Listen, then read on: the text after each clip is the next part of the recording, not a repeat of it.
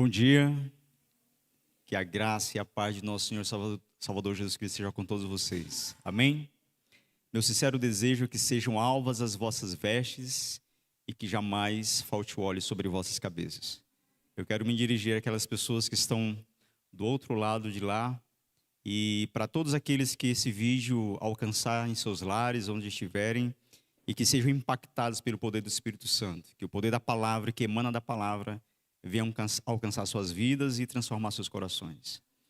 Amados, dando seguimento ao nosso congresso, Famílias do Céu na Terra, nós estamos hoje com uma temática que fala sobre o que mesmo? Qual é a temática de hoje? O terceiro Elias. E nós tivemos então a primeira abordagem com o nosso querido palestrante, o irmão Alexandre Dantas, professor, diretor aqui também na Escola de Obreiros. E ele falou sobre o ministério, o papel, a missão, do Elias. Ele é uma profecia para os nossos dias e é uma representação do povo de Deus que tem como principal missão qual? Preparar um povo para ter um encontro com o Senhor. E dentro desse contexto, ele tem algumas características, esse Elias, que é uma representação de quem? De mim e de você também. Só que a mensagem de Elias, do último Elias, que é uma profecia clara. Aí eu convido você só para fazer uma pequena recapitulação, que está no capítulo 4 de Malaquias. Eu vou me ater ao versículo 5.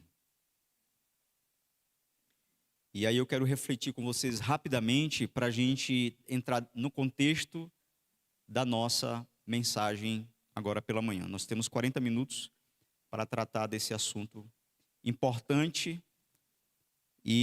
mas com uma abordagem bem simples que eu trouxe hoje. O verso 5 diz assim, Malaquias 4, verso 5. Eis que eu vos enviarei Elias, o profeta, antes da vinda do grande e terrível dia do Senhor. E ele fará o quê? Converterá o coração dos pais aos filhos, e o coração dos filhos a seus pais, para que eu não venha e fira a terra com maldição. Simplificando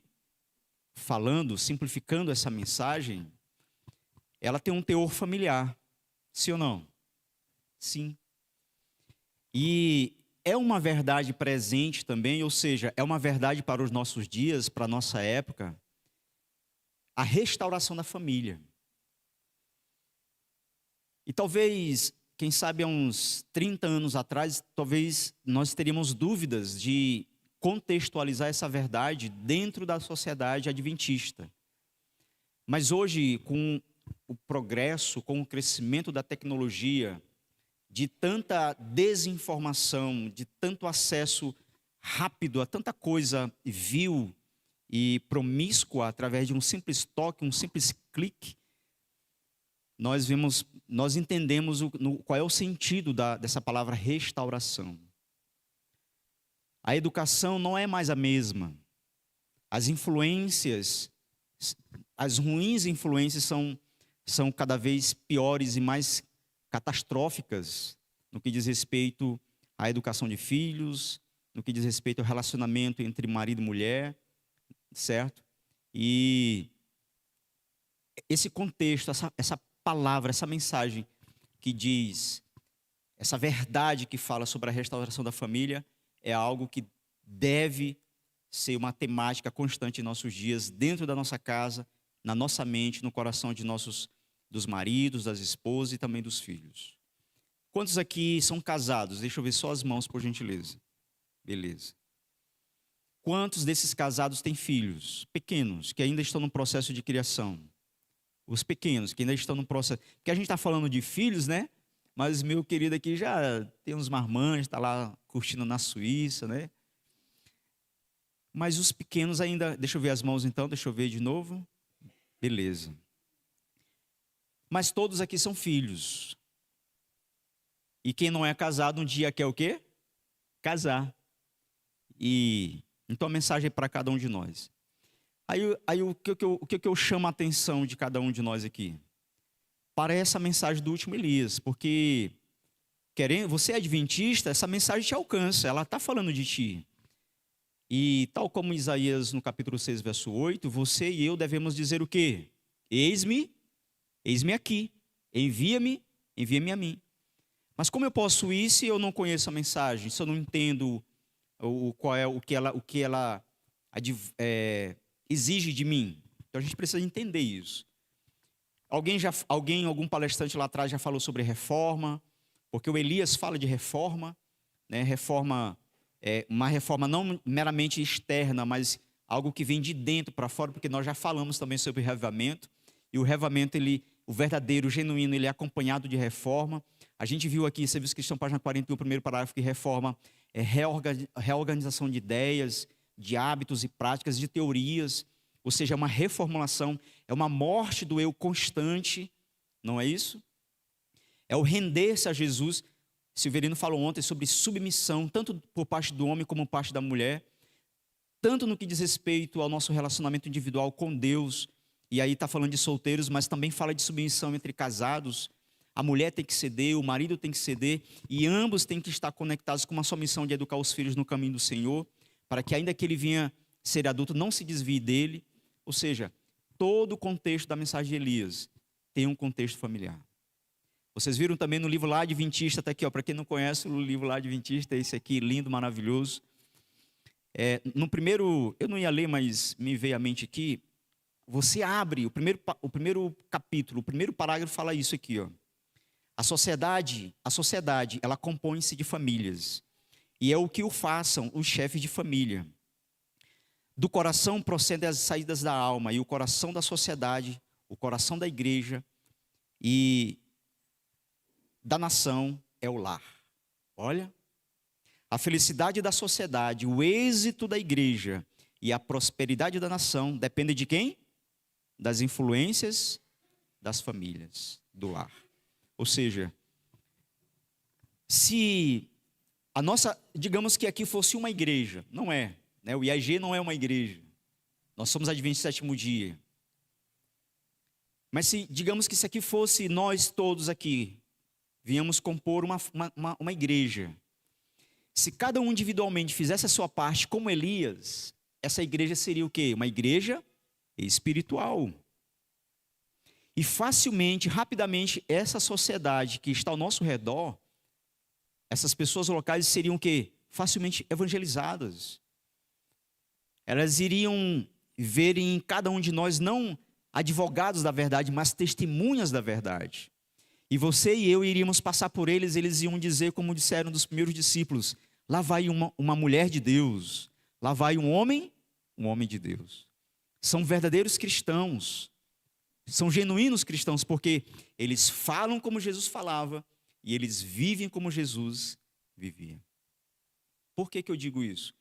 Porque a restauração da família, ela depende primeiramente individualmente. Não é verdade? Individualmente. Bem, esse é o esboço que eu queria trazer sobre a mensagem do Elias, mas a minha mensagem não é diretamente pautada, fundamentada no capítulo 4, mas nos relacionamentos simples que devem existir dentro de um lar. E dentro de um lar, o que existe dentro de um lar? Será que existe intriga dentro de lar? Da tua casa, já houve intrigas? Sim ou não? Sim, óbvio. Alguém pode dizer, é normal. Não deveria. Mas tudo bem, vamos levar dessa forma, né? São pessoas diferentes, com mentes diferentes, com temperamentos diferentes. Pode ser que não se harmonizem algumas coisas. Mas só que eu tenho um detalhe. Você escolheu ela para ser a tua esposa. E você fez votos de quê? De 10 anos? 20 anos? 50 anos? Não. Fez votos de eternidade, de vocês adentrarem os portais celestiais de quê? De mãos, os dedos ali, sabe, entrelaçados. E você desistiu dessa proposta, dessa caminhada? Não podemos desistir, né? Então, intrigas existem. Existe momento de desavença, existe momento de desentendimento, existe momento de palavras ásperas, ríspidas. Mas logo tem que haver o quê? Quem é você? Você é o quê? Um Um Elias. Você é uma Elias.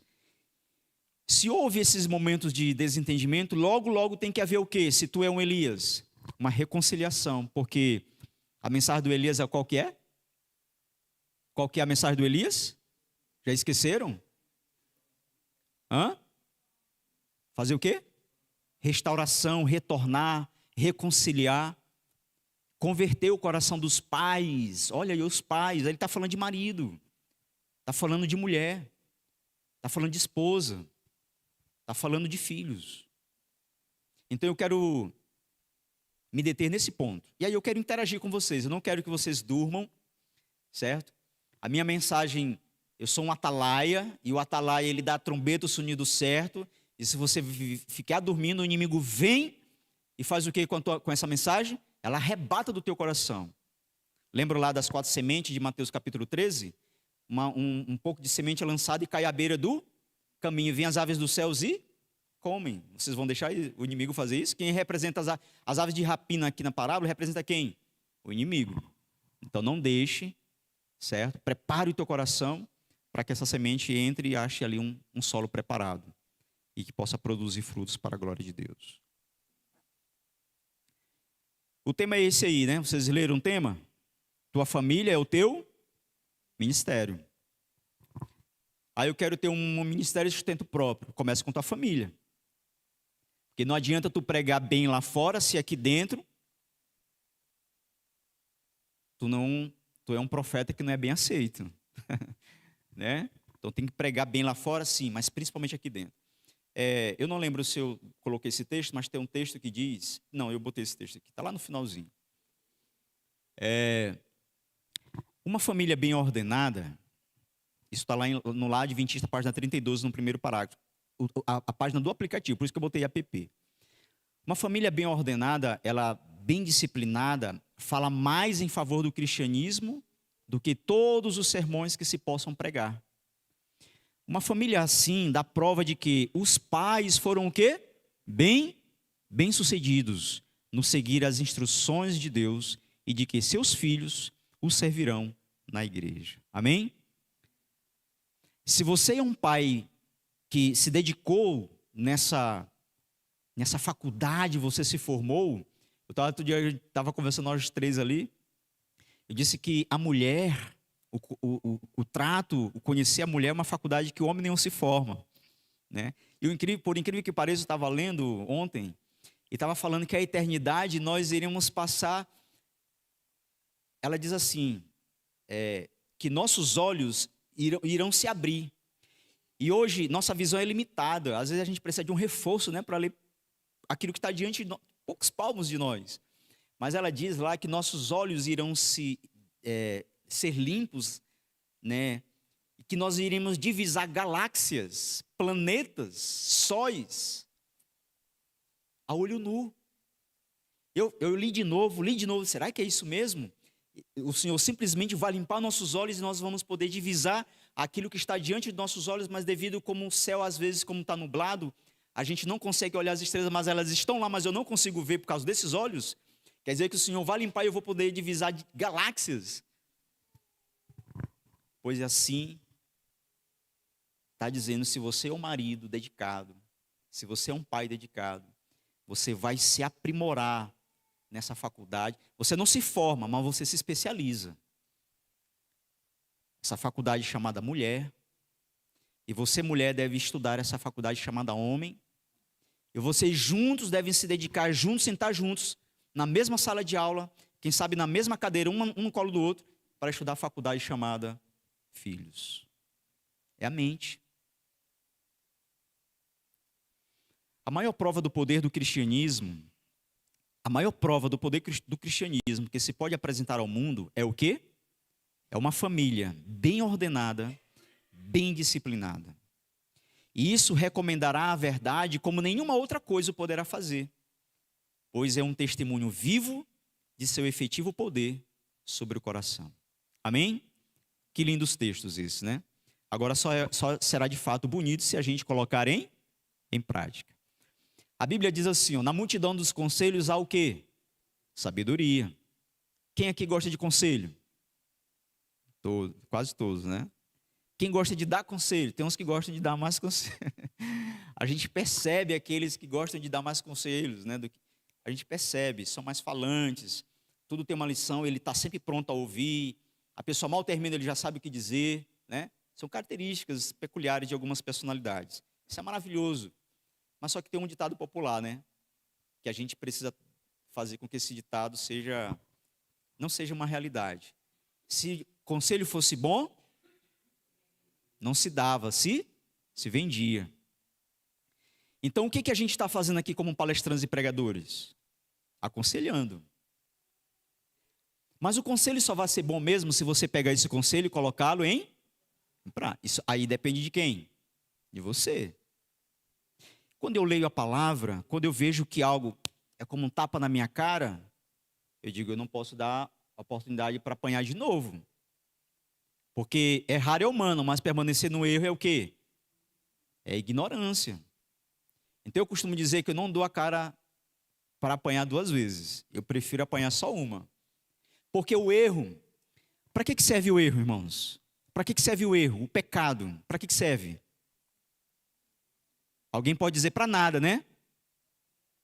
Não. Com o erro você também aprende. Só que o sábio, eu li um pensamento de um sábio e disse assim, que o inteligente ele aprende com seus erros. É verdade ou não é? É. Tem profundidade nessas palavras? Tem ensino? Tem. Então, porque o erro também é um professor. Puxa, eu escolhi andar por esse caminho, mas tem uma pedra aqui, não dá para me tirar. Mas eu tenho opções, eu posso rodear, passar de lado ou pular. Ou eu posso criar um mecanismo que possa me fazer passar por cima de alguma outra forma. Ou, se não houver, tiver outro caminho, eu posso optar não ir por este lugar. Mas eu já tropecei uma vez, não já? Então o aprendizado já vai ficar. Assim é a vida. Assim é o relacionamento entre marido e mulher e entre pais e filhos. E uns para com os outros.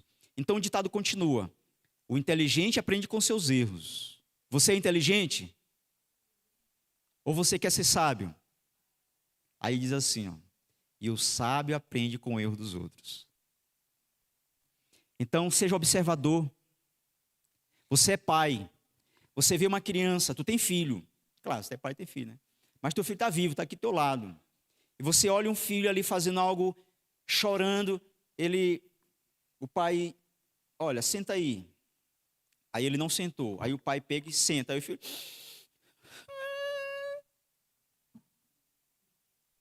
Apanhou, doeu você e o pai te pegar e colocar no... A criança chorou por quê? Será que dói pegar ela com carinho e botar na cara? Doeu? Por que está chorando? Aí o pai está vendo. Aí o pai identifica. A mãe também, né? O pai identifica. É manha. O que eu vou fazer para que meu filho, quando fizer isso que ele vai fazer, e eu coloque na cadeira, o que eu vou fazer para ele não chorar? Aí eu pergunto para vocês, o que vocês fariam? O que vocês fariam? Vai bater? Você, na hora de pegar ele aqui, você dá uma apertadinha no braço para ninguém perceber? Fica aí. É isso? Aí você já pecou. Não, que é isso, irmão, foi um beliscão. Mas o que te levou a beliscar? Deus vai pesar nas balanças do santuário. Foi tua ira? Eu vou falar aqui. Eu estou trazendo, mas eu vou mostrar tudo na palavra, amados. E amanhã vai ser melhor ainda, que eu vou mostrar texto do Espírito para você cumprir, se revelando pela ciência. Vou mostrar vídeos amanhã. Então eu estou trazendo aqui, mas eu vou abrir já o texto. Deixa eu ver se é isso mesmo, porque eu posso estar colocando a carroça na frente dos bois. É isso mesmo. Então vejam só. Esse não é o melhor método. Ele fez raiva. Eu estou falando de 2 sentidos. Eu estou falando do pai que está observando, porque ele é sábio. E ele não vai fazer como aquele pai está fazendo. E ele não quer que o filho dele faça como aquele filho está fazendo. Ele está aprendendo por observação. Ele não precisa errar com seu filho para ele aprender, para ele agora fazer o certo com o segundo filho ou a segunda filha. Estão me fazendo entender, sim ou não? E a mesma coisa se dá com os relacionamentos entre marido e mulher. Por exemplo, eu gosto sempre de trabalhar nessa temática que a mulher, nós homens somos totalmente diferentes, totalmente diferentes. A mulher é mais delicada, mais detalhista, mais atenciosa. E olha, acelera tudo isso, ela requer tudo isso. Mas só que nós homens somos mais objetivos, né? Menos sensíveis. E a gente precisa entender as particularidades um do outro.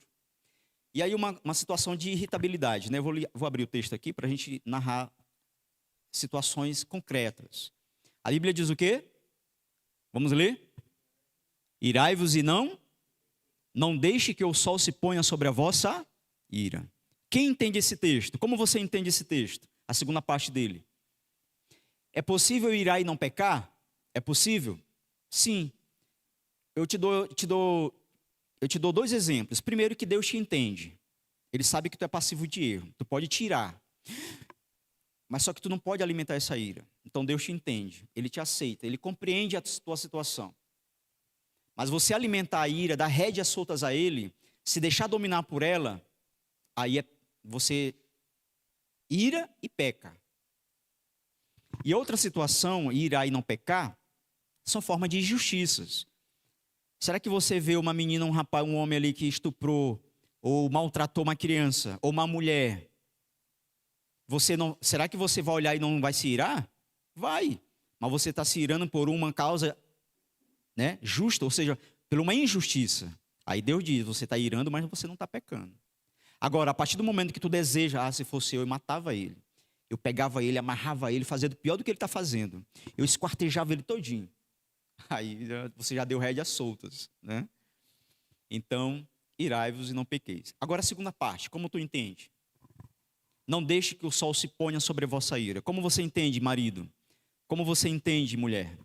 Como você entende, pais?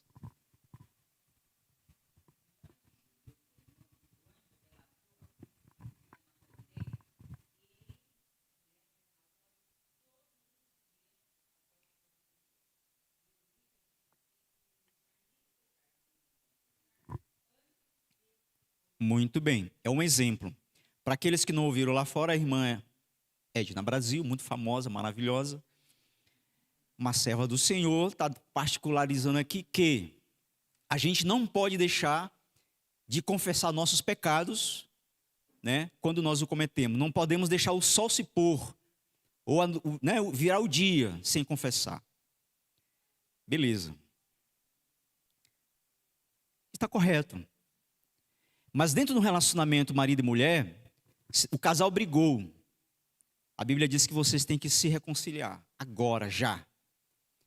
Não no exato momento, porque Deus entende a tua ira, a tua insatisfação, a tua tristeza. A mulher vai para um canto. Aquele marido não me ama mais. Começa a chorar, né? Fica aquela coisa toda. Aí o marido sai, vai trabalhar, ele chega como se nada tivesse acontecido. Aí piora a situação dela. Porque olha o descaso, o desinteresse. Isso é comum acontecer, sim ou não? É muito rotineiro. Só que não era para ser. E o texto está dizendo, não deixe que o sol se ponha sobre vossa ira. Seja sábio, busque logo a reconciliação. E ontem nós vimos, né? Se a mulher foi a ofendida e ele não veio, qual é a tendência natural? Deixar que aquilo se acumule e vire uma bola de neve. E aí, quando é que ela vai exteriorizar aquilo que ela está sentindo? Ela está emburrada, aí ela não vai mais, né, não faz mais com prazer, e vai só para satisfazê-lo, sai de lá e vai embora. Ou seja, tem uma série de situações que é muito ruim, que minam o relacionamento, o amor, vai acabando. Mas de quem é a responsabilidade? É sua. Olha, se a Bíblia diz, Mateus capítulo 18, se teu irmão errou contigo, vai ter com ele. Isso não é só lá fora na sociedade, entre relacionamento entre pessoas, né? No que diz respeito ao amor fraternal, amigos, vizinhos, essas coisas todas. Mas entre relacionamento marido e mulher, pais e filhos também. Ou seja, não deixe que o sol se ponha sobre vossa ira. Busca a reconciliação logo. É difícil? É, mas não é impossível. O amor... mas eu não consigo perdoar assim, irmão. Então tu não ama, porque quem perdoa é quem ama. Você não está deixando Deus penetrar na tua vida. Isso é ruim. Isso é um marco, é um nível, é um termômetro espiritual. Se você não está conseguindo perdoar, eu não posso nem orar o Pai Nosso. Né? Você sabe por quê? Olha o que a serva do Senhor diz. Também eu citei, falamos aqui sobre os filhos, né? E vós, pais, não provoqueis a ira os vossos filhos, mas criai-os na disciplina e na instrução, na demonstração do Senhor. Eclesiastes capítulo 5, versículo 3, diz: pelo muito trabalho vêm os sonhos, e pelo muito falar, palavras tolas, em outras versões, palavras nécias. Eu vou trazer uma situação que acontece muito. Aqui, vamos dar continuidade a esses exemplos. O marido é desatencioso, a esposa não é desatenciosa também, vamos colocar assim. E aí, aquela situação que era para ser resolvida vai se acumulando. Quando é que a mulher vai exteriorizar o que ela está sentindo? A raiva que ela teve lá. Quando é? É depois que ela já acumulou várias raivas, várias vezes, né? E aí, quando ela já não aguenta mais, que ela está sufocada, que ela não está mais dormindo direito, que ela já está super irritada, que ela tem uma situação, ela chega e cospe, vomita aquilo tudo. E aí fala. Só que o homem, ele já tinha, no mesmo dia, lembra da primeira intriga? Que ele brigou, elas não se reconciliaram e ele foi trabalhar? Aquela primeirinha ele já esqueceu. E agora ela não tem mais um só ponto para trazer, tem um acumulativo já. Olha, se ele já não lembrava da primeira, imagine das outras. A maioria das vezes, não é porque a gente quer. É porque a gente quer, homens? É. Os homens que já aconteceram isso com você, levanta a mão, deixa eu ver. Só os que já aconteceu. Nossa, que legal, ótimo, maravilha. A maioria ali nunca aconteceu, glória a Deus. Mas com vocês que já aconteceu, é de propósito? Faz por birra? Faz para provocar? Não. E aí tem tanta lição que tem aqui, que eu digo assim, a própria mulher pode fazer isso, pode moldar o marido. E olha, aconteceu uma situação aqui comigo, por exemplo, uma coisa que irrita muito mulher, muito fácil. Eu estou falando de mulher porque eu sou homem, né? É como tu lê na Bíblia, né? Algumas coisas Paulo falando, mas se fosse uma mulher escrevendo ali, ia falar do exemplo do homem. Mas eu vou colocar de homem também. Aqui, pronto, homem bagunceiro. Qual é o homem que aqui não é bagunceiro? Bem organizado. Só os que não são, levanta a mão. Ó, viu a escassez? Né? Então veja só, o homem ele vai chegando, né? Ele vai tirando o sapato, joga assim. Tem uns que vai tirando o paletó, vamos imaginar, o paletó, a gravata, cada um no lugar. A mulher fica...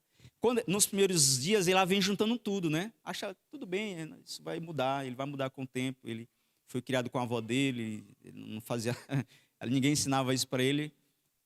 Mas só que o tempo passa, 10 anos, e ele só piora a situação. Ela arruma a casa, deixa brilhando. Não tem um elogio, não tem um reconhecimento. Nossa, poxa, que legal, tu mudou o sofá dali para cá, ficou lindo. Mas só mudou de lugar. Ficou lindo. Não diz nada disso.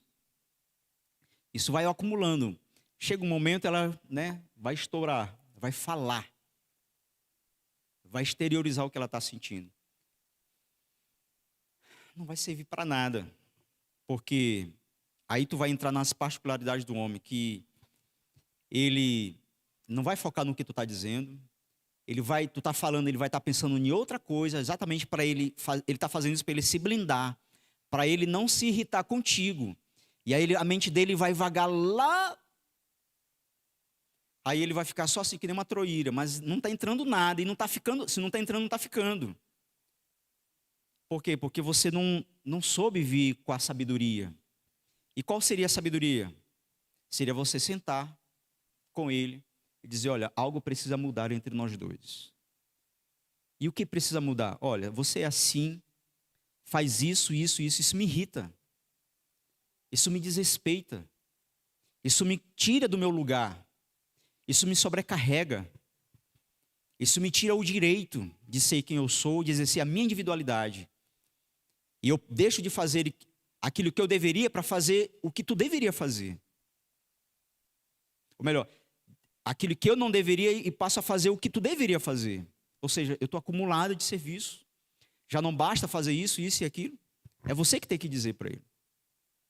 Isso vai ser como uma... Sabe, quando acende aquela luzinha, caiu a ficha, ele vai dizer, nossa, eu estou sendo assim.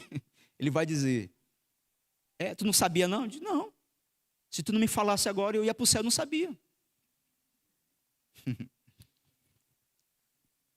E a mulher? Os exemplos são escassos, né? Mas tem muito exemplo. Vou só ler o texto aqui. Quando a religião se manifesta no lar, sua influência será sentida na igreja e na vizinhança. Mas alguns que professam ser cristãos conversam com os vizinhos acerca de suas dificuldades domésticas, familiares. Contam suas penas de modo a atraírem a si a simpatia. É, porém, grande erro derramar nossas aflições aos ouvidos de outros, especialmente quando muitos de nossos desgostos são fabricados, olha só, são fabricados e existem devido à nossa vida irreligiosa e o nosso caráter defeituoso. Os que saem para contar as suas mágoas particulares a outros fariam melhor em ficar em casa para orar, entregar sua vontade perversa a Deus, caírem sobre a rocha e se despedaçarem, morrerem para o próprio eu, para que Jesus os faça vaso de honra. Amém? Isso acontece muito? Sim. Eu citei exemplo de mulher, vou citar exemplo de homem. O homem, às vezes, ele é difícil se abrir. Quem é um homem que tem amigos assim que se confidencia? Quero ver as mãos. Se entreguem, vai lá. 3, 4. Tem aquele cara camarada. É um irmão, é parceiro. Sabe? Como vocês dizem, como é que vocês dizem mesmo? É único título, né? Sabe? Carne e unha. As mulheres têm várias, né? Aquelas mulheres assim, bem... Mas os homens têm poucos. E até difícil. Às vezes o cara fica para ele. Mas quando ele tem, observem. Ele pode ser um aliado teu. Mas vamos fugir um pouco disso. Vamos trazer para o texto. E aí ele vai e conta, rapaz, minha mulher, cara, sinceramente, está indo de mal a pior. A mulher não me... Eu já estou falando um exemplo de homem de novo. Não, tá certo. É porque é dentro do texto, né? O cara que está errando, é ele que está errando. É porque acontece entre os dois lados, né? E eu estou citando exemplo de homem. E aí ele vai e exterioriza, fala para ela, para ele, o amigo dele, o parceiro dele, o irmão dele. Pode ser um pai, pode ser o próprio irmão mesmo, ou um amigo do trabalho, enfim. E aí vai e conta. É um erro. Eu pergunto para você, por que eu e você temos argumentos para falar de uma pessoa que divide com você a sua intimidade? Ela se doa. Ela revela o seu mais íntimo para você, e você para ela, e você não tem coragem de dizer para ela o que você sente, dizer aquilo que está te incomodando, que está no teu coração, e você tem coragem de falar isso para outra pessoa que não tem nada a ver entre vocês dois? Aí eu pergunto, é ou não é um grande erro? É um erro gravíssimo. Tem pessoas que falam até da intimidade sexual. Ellen White diz, lá no livro Testemunho sobre Conduta Sexual, Adultério e Divórcio, ela diz que isso é considerado como um voto, uma quebra do voto matrimonial. É adultério. Ela considera lá. Eu não lembro a página, mas está lá no livro, Testemunho sobre Conduta Sexual, Adultério e Divórcio. Quando eu falo, ele está insatisfeito, deveria fazer isso, e ele vai e exterioriza para uma pessoa fora do relacionamento. Poxa, a mulher fica ali, totalmente despida para você, revela o seu mais íntimo, e você não tem coragem de dizer aquilo que... E você deveria ser a sua melhor amiga. E ele deveria ser o teu melhor amigo. Vocês deveriam sentar juntos. Eu não digo nem numa cadeira de frente para o outro se enfrentando, mas eu digo assim, de ladinho, assim, um do lado do outro, deitado com o travesseiro. Ou melhor, o teu braço deveria ser o travesseiro dela. E ela dizer para ti isso, e você dizer, e vocês chorarem juntos, e se levantarem dali e orarem juntos, e pedirem perdão um para o outro. Não precisa ser num cenário de 12 gladiadores ali querendo se destruir. Não precisa, eu estou com uma vontade aqui de te esganar, de pegar no teu pescoço. Tem pessoas que sentem isso, né? Digo, olha, eu estou com uma raiva aqui de ti, mas eu te amo, mas eu não sei o porquê, mas se eu pudesse, eu... Sabe? A gente está sorrindo, mas quando acontece, é horrível, é terrível. Aí, a mulher diz assim, não foi isso que eu escolhi para mim.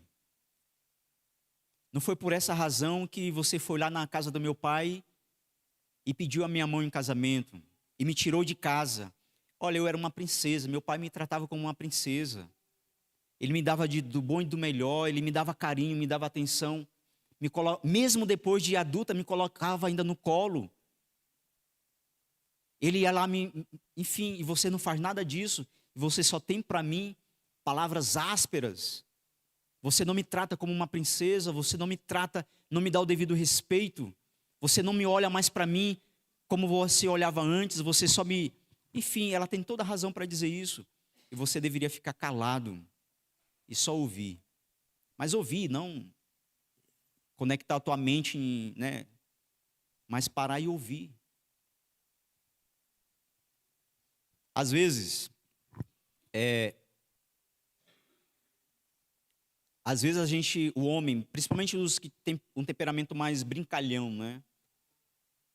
É perigoso isso. O homem ele tem que ter um momento de seriedade, tem um momento de humor, é maravilhoso, e as mulheres amam o humor, né? Mas tem homens que gostam fazem da sua vida um humor, uma piada. E esse homem, para essa mulher, em algum momento ele vai perder a graça para ela. E quando perde a graça, para reconquistar a confiança, é uma tarefa muito difícil. E muitas das vezes o homem não está disposto. E aí vai entrar o orgulho. O orgulho dele, rapaz, se ela não quiser mais, eu também não estou nem aí. O que mais tem no mundo é mulher. Mas só que tu fez um voto, e esse voto aí, não é assim para desatar ele, não. E aí tem que ter disposição. Então, do que eu estou falando aqui? Eu estou falando de coisas pequenas. Eu estou falando de coisas pequenas. Eu não estou falando de pedras grandes obstáculos. Eu estou falando de coisas minúsculas que elas, por ser tão rotineiras, elas vão se unindo, se grudando umas nas outras, que se tornam um obstáculo quase intransponível dentro do relacionamento. E que nem sempre o casal está disposto a colocar essas diferenças de lado e se unirem para quebrar esses obstáculos. E aí a fé mina, a espiritualidade vai lá para baixo, o relacionamento, o amor, o sentimento que deveria existir não existe mais, e ali apenas duas pessoas se tolerando, coexistindo dentro de uma casa, tentando respirar. Aí eu pergunto, isso é bom? Eu tinha um colega de trabalho, quando eu trabalhava na área industrial, eu era soldador. E esse rapaz, a gente conversava, a gente era bem parceiro mesmo. Rapaz, ele diz assim, Elenilson, a gente trabalhava até quer dizer, nesse preso ia só até as 17 horas, então a gente trabalhava 8 horas, 9 horas por dia. Mas todo dia ele dizia a mesma coisa. Rapaz, eu já estou imaginando chegar em casa. Olha, já estou imaginando chegar em casa. Briga todo dia. Pessoa fala só o necessário, como dois estranhos dentro de casa, como dois inimigos. E eu ficava muito triste por ele. E a gente conversava, mas eu não sei o que houve depois, porque eu saí da empresa e a gente perdeu o contato. Mas é muito triste. Pelo muito trabalho vem os sonhos, e pelo muito falar palavras tolas. E esse espírito de gracejo do marido, muitas das vezes, brinca às vezes com o defeito da esposa. Às vezes ela está um pouquinho, está fofinha, né? Está acima do peso. E aí, ou então algum ponto específico, começa a fazer brincadeira. São coisas que ele já perdeu a sensibilidade disso. Ela ressente sempre. Ela sempre fica triste, né, com isso. Sempre. Seriam coisas que o homem nunca deveria falar para uma mulher, por exemplo, né? Se ela estiver acima do peso, ela diz, tu tá assim. São frases que o homem nunca deveria falar para mulher nenhuma. mas o homem marido se acha no direito de falar. E ele repete isso com tantas vezes e faz gracejo com a mulher na presença de irmãos, né, de familiares. E ele está fazendo na verdade ele causou uma ferida que ele está só tutucando cada vez mais, ela está aumentando e ele não faz nada para curar. É um homem insensato, é um homem tolo, como diz o texto. Eu vou finalizar aqui, quer dizer, vou tomar só mais 5 minutinhos. O amor não vive sem ação. E cada ato aumenta, fortalece e amplia. Esse texto aqui eu aprendi muito rápido. Vamos citar esse texto de novo? O amor não vive sem ação.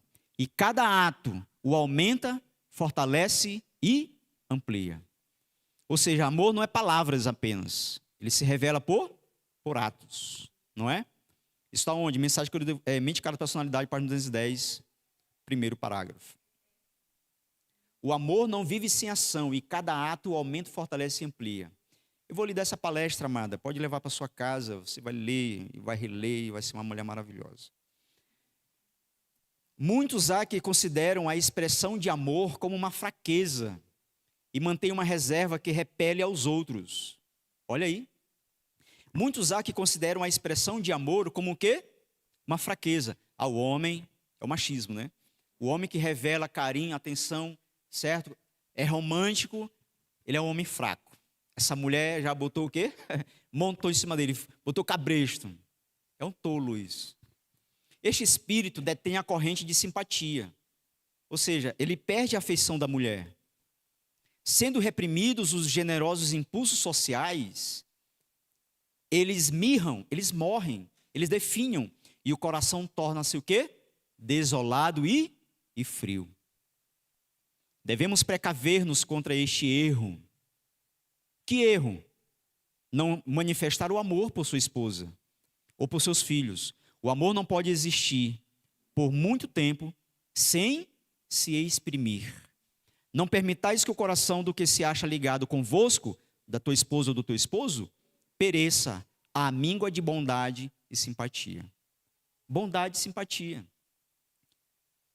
A esposa estava lavando lá o prato caído do lado do pé dela. Que foi isso, mulher? Amor, o que foi que aconteceu? Você se machucou, te cortou? Aí vai logo lá, né, no pé, se cortou? Não, senta aqui. Olha o cuidado, o zelo. Você sabe que não cortou, mas ela quer ter o cuidado. Você viu, não sangrou, ela não fez nada. Não, não aconteceu. Não, senta aqui, senta aqui. Deixa eu ver teu pé. Deixa eu ver. Se beijar, passa. É carinho, atenção, é zelo. É bondade, é simpatia. Você está cuidando da flor do teu jardim. Você está zelando pela planta que você... Por que eu digo isso? Olha o que ela fala aqui, ó. O amor erguido acima do domínio da paixão e do impulso, espiritualiza-se e revela-se em palavras e atos. Aí olha o que ela diz. É o amor uma planta de origem celeste. Não é desarrazoado, não é cego. O que o mundo diz? O amor é cego. Ellen White diz, o amor não é cego. Ele vê os defeitos. Mas ele não se demora no defeito. Porque ele faz um zoom nas qualidades. Ele dá um zoom. É o amor uma planta de origem celeste. Não é desarrazoado, não é cego. É puro e santo. Mas a paixão do coração natural é coisa inteiramente diversa. Ao passo que o amor puro convida a Deus para todos os seus planos e estar em perfeita harmonia com o seu espírito, a paixão é o quê? Obstinada. É rebelde. É desobediente. É degradante. Ela é precipitada e desarrazoada, desrespeitando todas as restrições que é para o teu bem e fazendo do objeto de sua escolha um ídolo. Aquela mulher que vê o homem fazendo tudo isso, mas insiste em amá-lo do jeito que ele é. Mas não trabalha isso nele. É um erro. Não, mas ontem na pregação foi falado exatamente o contrário que está dizendo. Não, pelo contrário. Qual é o papel da esposa? Mente, Caráter, Personalidade, volume 1, página 220, segundo parágrafo. Aperfeiçoar o caráter do marido. Você não deve simplesmente tolerar tudo isso porque você o ama. O amor é cego? Você não está vendo os defeitos? Tua missão não é repará-lo? E você, marido, tu não está vendo ela totalmente errada? Ela se embelezando demais, ela se secularizando, ela dedicando muito tempo para aquilo que é vil, que não é edificante? Você não está vendo isso, não? E você não é o sacerdote do lar? Você não é educador, não é o instrutor de Bíblia? E você não sabe o que é a verdade? E o teu papel não é aperfeiçoar o caráter dela? Então você não pode simplesmente tolerar. Você tem que buscar a Deus e tem que procurar lapidar o diamante, o ouro que Deus te deu, a preciosidade que Deus colocou diante de ti. Amados, tinha muito mais, né? Mas eu vou encerrar bem aqui para respeitar o meu irmão palestrante que vem depois. Essa mensagem está à disposição, vocês podem pegar. E que Deus em Cristo nos abençoe ricamente, em nome de Jesus. Não sejamos simplesmente ouvidores da palavra, mas também praticantes. Que Deus continue iluminando a vida de cada um e que o amor que excede todo entendimento, venha inundar e transbordar em nossos corações. Esse é meu desejo, é minha oração para mim e para você, em nome de Jesus. Amém. Vamos colocar de joelhos e vamos orar ao nosso Pai.